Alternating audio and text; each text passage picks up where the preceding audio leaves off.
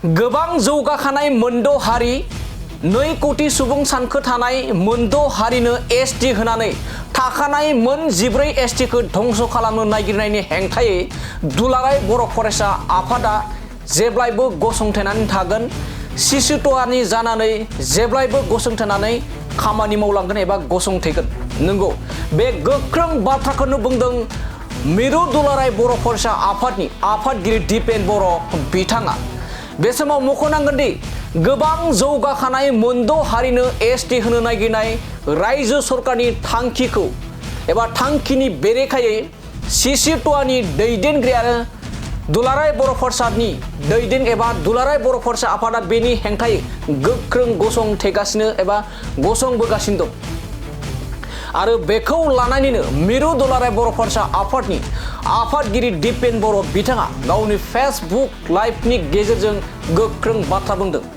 2 कोटि सुबुं सानखो थानाय मोनद' हारिनो आरो गोबां जौगाखानाय मोनद' हारिनो थाखानाय मोन 14 एसटिखौ एबा मोनद' हारिनो एसटि होनानै जोंनि बे थाखानाय जा मोन 14 एसटि बे एसटिखौ धंस खालामनो नागिरनायनि हेंथायै गोख्रों जेब्लायबो गसंथेगोन होननानै बे समाव गोख्रों बाथ्रा बुंदों मिरु दुलाराय बर' फरायसा आफादनि आफादगिरि दिपेन बर' बिथाङा।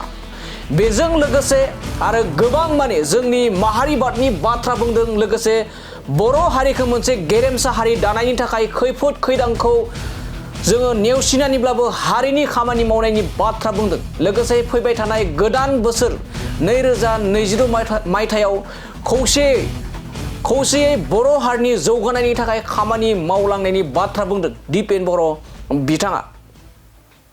दुलाराय बर' फरायसा आफादा बर' हारिनि अस्तित्व, जोंनि संबिधानिक अधिकार, राजनीतिक अधिकारखौ जोङो प्रटेक्ट खालामनो थाखाय, जोंनि हा हुखौ रैखाथि होनो थाखाय जों जेब्लाबो हाबा मावबोदों।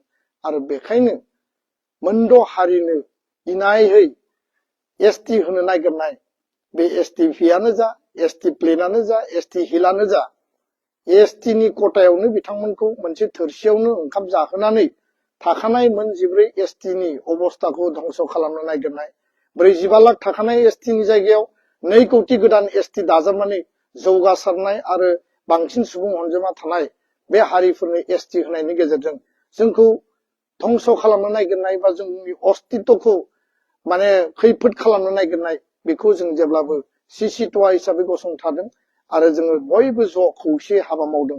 बिनि थाखाय जों जेब्लायबो हाबा मावलांगोन।